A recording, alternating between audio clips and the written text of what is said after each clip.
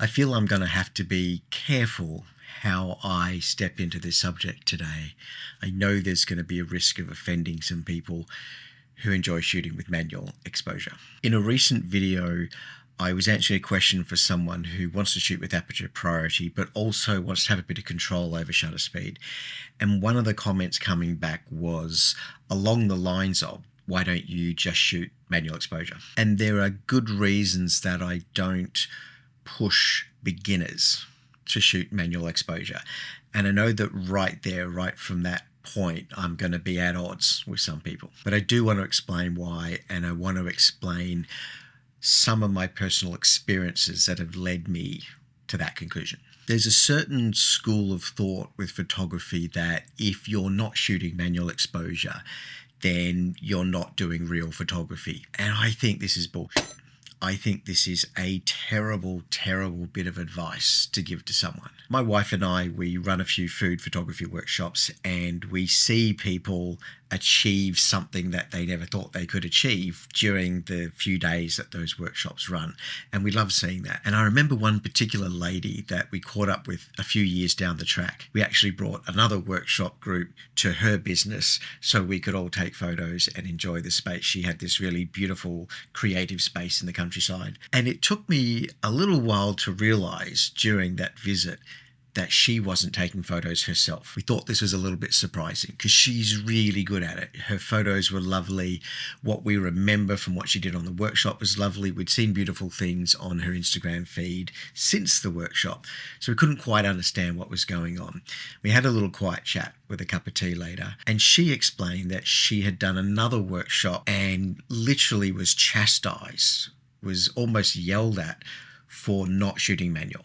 And she was pushed into, you must learn how your camera works manually if you are ever going to be a decent photographer. And the way that played out was that she was not comfortable shooting manual. She was thinking so much about the camera, she lost all of her confidence in her composition and ended up losing confidence even in just taking shots at all, because she believed what she was told. She was listening to someone who had 100,000 followers on their Instagram or whatever, and this person must know what they're doing, and this person says if I'm not shooting manual, then I'm doing it wrong. It was terrible advice, and it hurt her. It actually hurt her. It made her feel small. It made her feel talentless, and it stopped her from actually being able to do something she was already good at.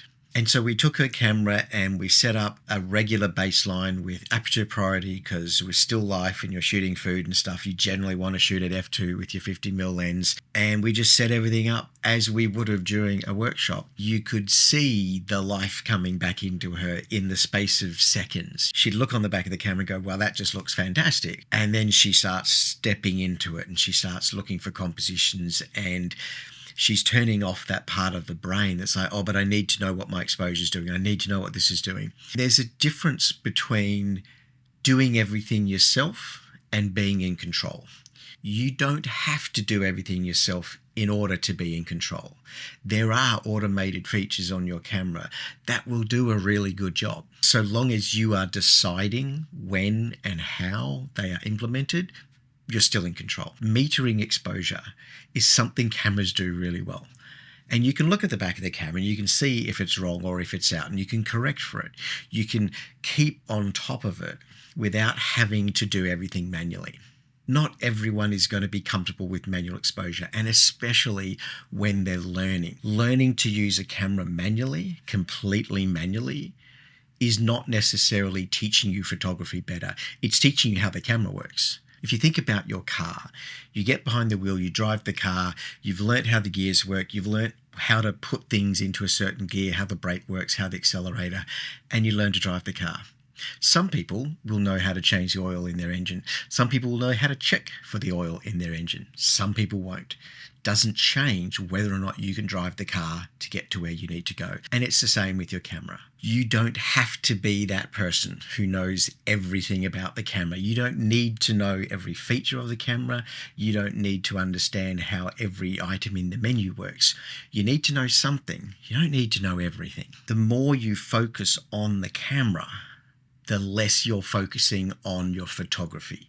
There is a difference. Your brain is thinking about what f-stop you should be on and whether you've underexposed or overexposed. And this is more work, this is more labor. For some people, this is part of the process. This is an enjoyable part of the process. This is an essential part. For some people, this is how they get to the composition they want.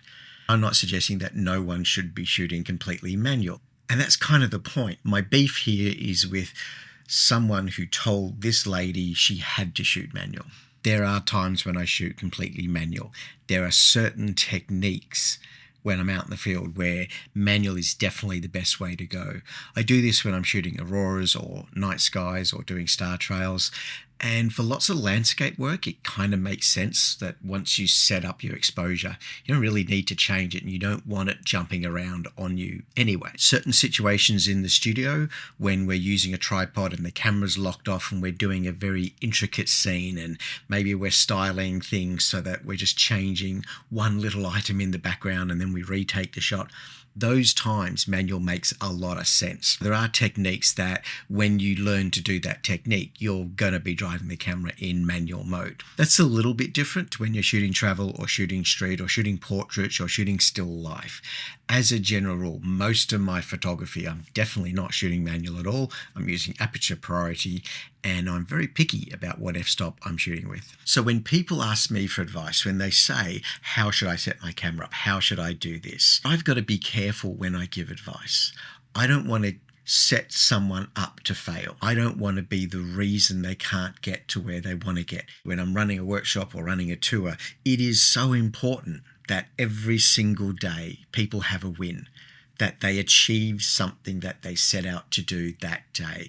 This is so essential. I want people to be encouraged and to move forward and to achieve. For some people, that could mean that they want to shoot completely manual and they want to know the exposure and they really want to dial into that aspect of how the camera's working.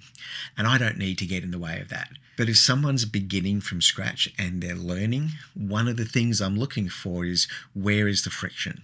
What is holding them back? What is getting in the way? I do not subscribe to the idea that you can't be a good photographer unless you know everything about photography. And you don't need to know everything about exposure. You want to understand how the camera works. You want a general understanding and you want to know what happens when you change certain things. You don't have to constantly operate in a mode of manual exposure. And I know there's going to be people who are going to say, oh, but this is a foundation and this is how you're going to learn better. For some people, that might be the case.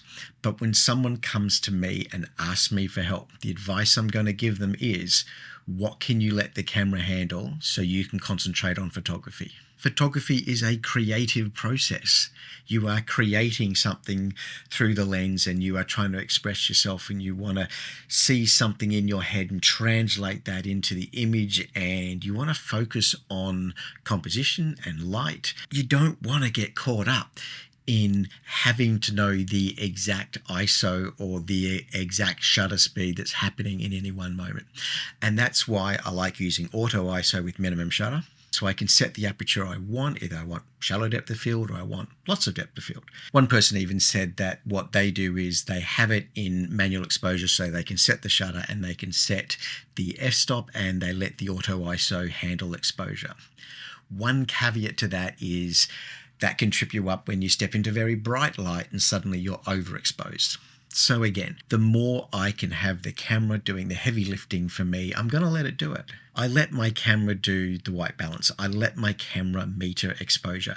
If I feel the camera's not getting it right, I'm going to step in. And this is especially in complex light. And I do like shooting in complex light. So metering on your camera is a whole other question, how to set up your camera for metering. And generally, I leave everything on the default settings. I am very simple with how I have that aspect of the camera set up, but I'm looking for where I need to step in and override. That might mean that I'm going to apply exposure compensation, or I might use exposure lock. So I might take the light from one part of the scene and lock my exposure to that. and let that apply to the whole scene. Because I do like complex light. I like shooting into the light. I like it when I have shadows and silhouettes, and I just like complexity. And complexity is harder. Cameras don't understand the complexity that we're looking for. Even in complex light, I can use the automated features of the camera, and I'm choosing to stay in control. I can step in when I need to. So that's my argument for not shooting manual. And again, this is a creative choice. And for me, I want to think about what I'm seeing through the lens. I don't want to be caught up in, do I have to stop and pause and rethink my exposures before I go back to my compositions? I just want to let the camera handle as much as possible and let my brain handle the creative process and think about what the scene is there. Think about what is outside the lens, not just what I'm seeing through the lens. I want my brain to be thinking about photography, not cameras. And especially for beginners, my message to you is you do not need to know everything about your camera. You do not need to be a warrior of manual exposure. You can just pick up that camera. You can use any of the automated modes that you want. And the good thing about the priority mode, so shutter priority or aperture priority, is that you're letting the camera step in and do things, but you can still be in control. You can still be in control.